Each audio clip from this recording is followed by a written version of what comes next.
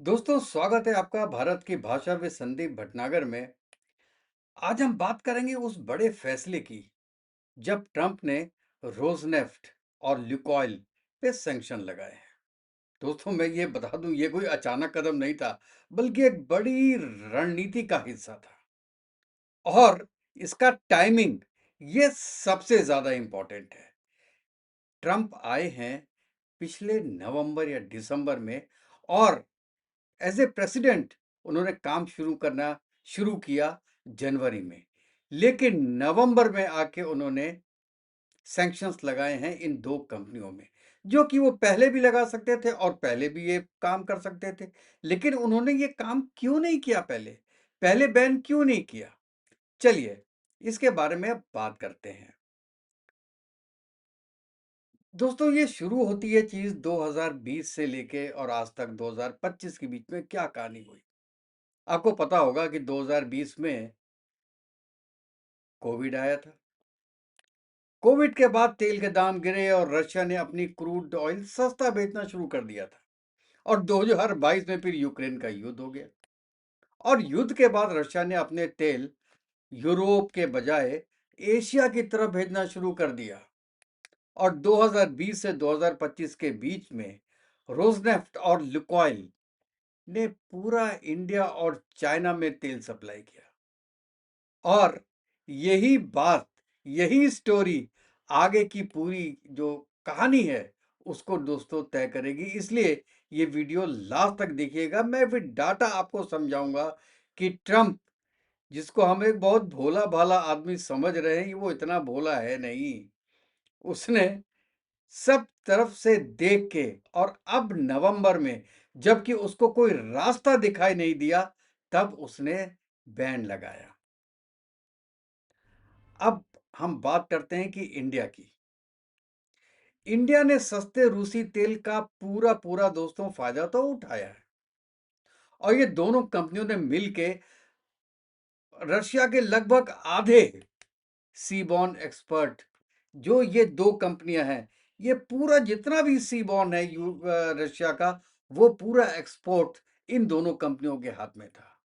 और रिलायंस और वेदनार जैसी रिफाइनरियों ने बड़े पैमाने पे वो क्रूड जो ऑयल लेके रशिया से और उसको प्रोसेस किया।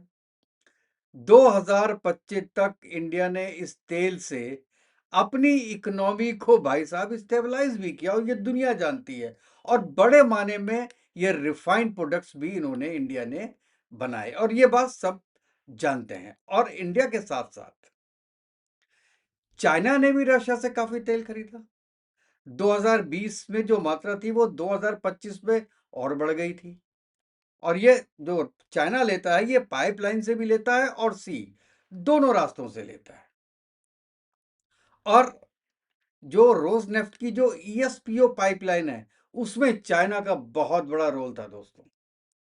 पर ये सैंक्शंस के बाद चाइनीज स्टेट फर्म्स ने भी कुछ, अभी तक कुछ परचेजेस जो है वो घटा दिए हैं।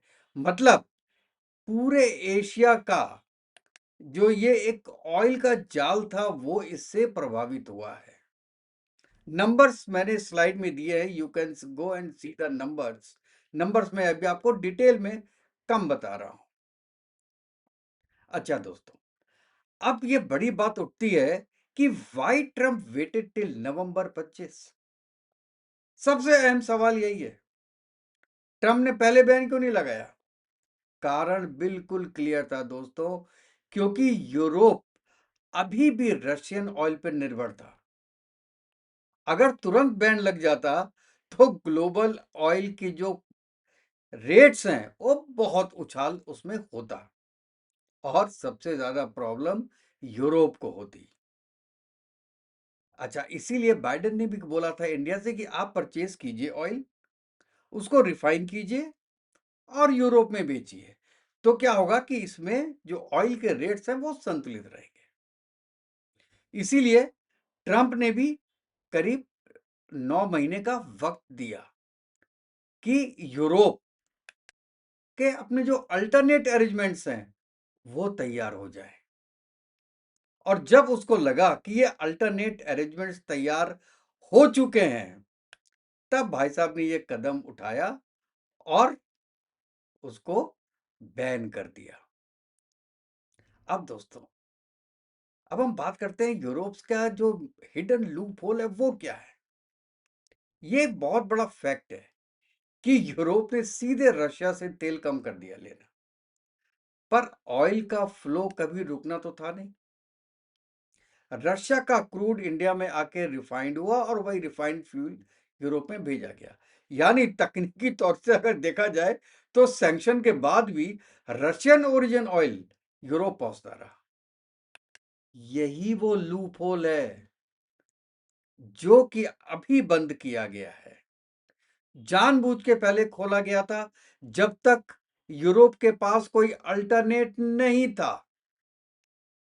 तब तक चलाता रहा ट्रंप कि हाँ हम बंद करेंगे, हम सैंक्शंस लगाएंगे, हम यूरोप पे सैंक्शंस लगाएंगे, हम इंडिया पे सैंक्शंस लगाएंगे, हम चाइना पे सैंक्शंस लगाएंगे, हम रशिया पे सैंक्शंस लगाएंगे। लेकिन ऐसा सैंक्शन नहीं लगाया था उसने कि दो कंपनियां जो 60% ऑयल सप्लाई करती हैं इंडिया को उसको बैन कर दे। अब क्या होगा? इंडिया ने एक तरीके से स्कैपगोट बना दिया रिलायंस को। अब रिलायंस जो अपना 75% ऑयल रशिया से लेता था, इन दो कंपनियों के थ्रू मैं कह रहा हूं, जितना भी रशिया से ऑयल आता था उसमें 75% इन दो कंपनियों से आता था। अब रशिया से वो ऑयल नहीं ले पाएगा इन दो कंपनियों के थ्रू, क्योंकि अभी उन्होंने लिया तो सबसे पहले तो गवर्नमेंट का अप्रूवल चाहिए।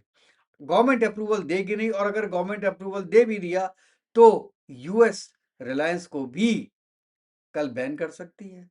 और अगर रिलायंस बैन हुआ भाई साहब, तो अब वो यूएस भी जानती है कि इंडिया की नंबर 1 कंपनी है। इंडिया का पूरा जो एनर्जी है वो आज के दिन में रिलायंस के पास है।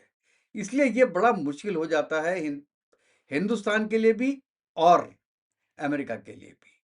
अब हम बात करते हैं कि यूरोप का बैकअप प्लान है कि नहीं है। देखिए, यूरोप ने पिछले 9 महीने में क्या किया कि बड़े-बड़े स्रोत ढूंढ लिए, जैसे नॉर्वे, सऊदी अरेबिया, यूएई और यूएस से भी उनकी सप्लाई बढ़ गई। अच्छा, एलएनजी डील्स कर दी, पाइपलाइन डाइवर्सेशन कर दिया और अपना जो स्ट्रेटेजिक रिवर्स है उसको भी मजबूत कर लिया, मतलब अपने रिजर्व भी बढ़ा दिए बंदे ने। और साथ में ही जो शैडो फ्लीट है और इवेजन रूट्स है उन पे भी उन्होंने बहुत बड़ी कार्रवाइयां की हैं। इस पूरी तैयारी की उन्होंने पहले। उसके बाद जब यूरोप की रशिया पे डिपेंडेंसी घट गई तो क्या हुआ? अगर ये बैन वो कहते हैं लग भी जाता है तो उसका असर बहुत कम होगा, और यही वो चाहते थे।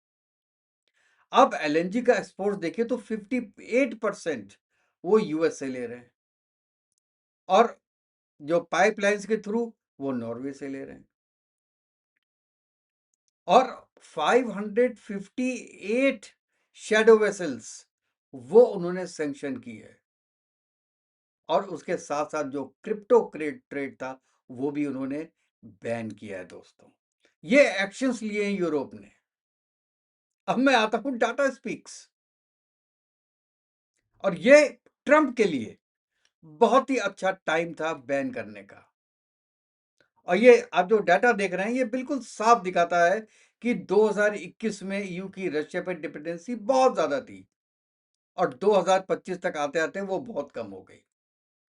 जब यूएस एलएनजी और मिडिल ईस्ट सप्लाईज जब ये पूरी तरह रेडी हो गई, जिनमें जिनको 1 डेढ़ 2 साल लगे, तभी ट्रंप ने सैंक्शन लगाई।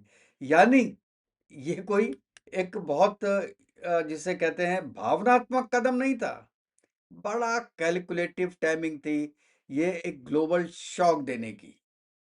और ये नेचुरल है कि इसका इफेक्ट डायरेक्ट आएगा इंडिया पे, रशिया पे और चाइना पे, क्योंकि यूरोप की डिपेंडेंसी कम हो गई, इंडिया और चाइना की डिपेंडेंसी काफी बढ़ गई थी।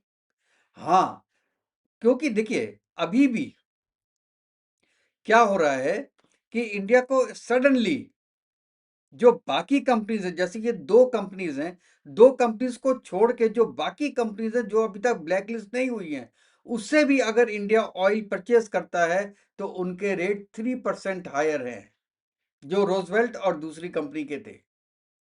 तो ये तो direct day one day one से ये इम्पैक्ट आएगा इंडिया के ऊपर, और आ रहा है।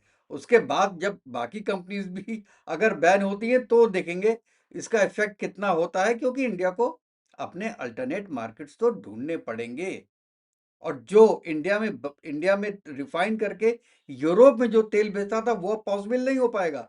अगर पॉसिबल नहीं होता है तो उसका भी जितना भी है वो इफेक्ट इंडिया पे आएगा, और पूरा ग्लोबल मार्केट्स पे देखा जाए तो इसका इफेक्ट होगा। और एनालिसिस ये कहती है कि अगर प्राइस कैप और ये एनफोर्समेंट जो है वो ठीक रहे तो रशिया के रेवेन्यू में बहुत बड़ी गिरावट आएगी, 11% की गिरावट आएगी। और 2025 तक तो कुछ असेसमेंट में ये नुकसान दिखने भी शुरू हो गए हैं।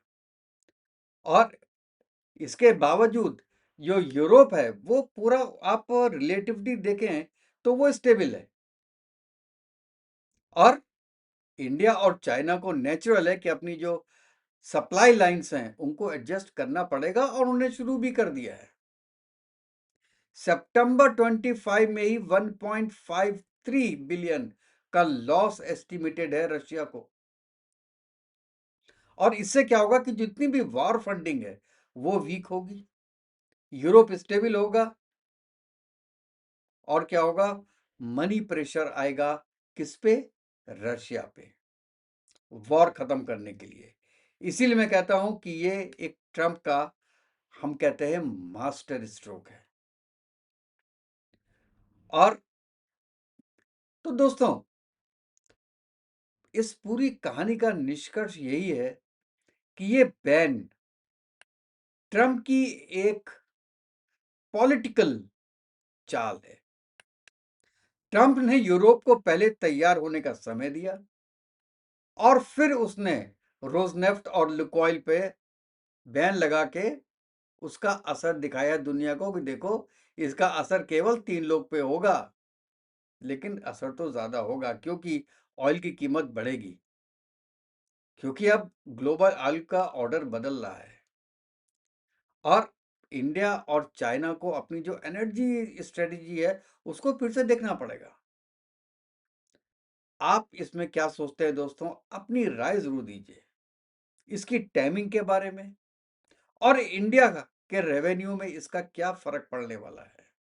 इंडिया कौन कौन सा अल्टरनेट मार्केट ढूंढेगा, कौन कौन सी पॉसिबिलिटीज हो सकती हैं, और क्या अब जब इंडिया रशिया से ऑयल लेना बंद कर देगा तो क्या जो एडिशनल 25% टैरिफ है वो कम हो जाएगा?